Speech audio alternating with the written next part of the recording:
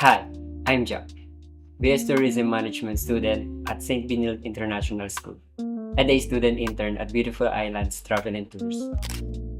Meron dalawang working process ang Beautiful Islands, which is work from home and on-site. Nag-umpisa ang journey ko as work from home sa Beautiful Islands para gumawa ng social media contents. Nakakaba sa umpisa dahil hindi ko alam kung ano ba ang dapat kong gawin. But time goes by, nagamay ko rin kung paano ang sistema. As social media creator, kami ang gumagawa ng posters, appreciation posts para sa past tourists, and also photo editing sa educational tours na naganap.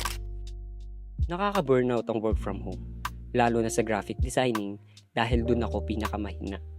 Pero dahil mababait ang mga boss, mas napapadali at natutulungan nila akong mag-improve sa mga idea na naiisip ko para sa mga design. 5 kaming intern na nagtitake ng OJT sa Beautiful Islands at nilagay nila ako sa international department. Kami ang naka-assign to create visa requirements at iba pa. Naranasan ko rin gumising ng 1 AM para bantayan ang tourist namin for mainland China. Kinakamusta namin ang proseso nila sa airport hanggang maka-take off. At dyan umiikot ang work from home journey ko. Kaya ngayon, ipapakita ko naman sa inyo ang on-site journey ko.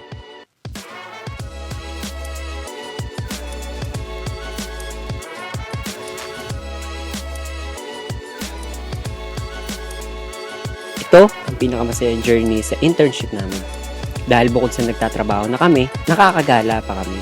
And because I have experience sa photo and video, of course, naka-assign ako to shoot for recap video and photo sa educational tour na nagaganap sa araw na yun. Pero bukod dyan, ay tinuturo pa rin nila ang mga dapat naming malaman sa isang tour as tour operator. Tinuturuan nila kami kung paano mag-assist at makipag-communicate sa mga tourists. At isa sa pinaka-challenging part sa on-site ay ilalagay kami kung saan ba talaga dapat kami mag-improve.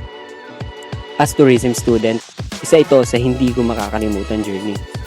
For Miss Zoe, Miss Ara, and Sir Ivan, thank you for the unending support para mas mag-improve pa kami sa mga bagay na dapat pa naming malaman. For Beautiful Islands Travel and Tours, especially Sir Carlo and Ma'am Cecilia, thank you for the unforgettable knowledge and adventure that you taught us. I will cherish and use it in the future. At dito nagtatapos ang aking internship experience. And always remember,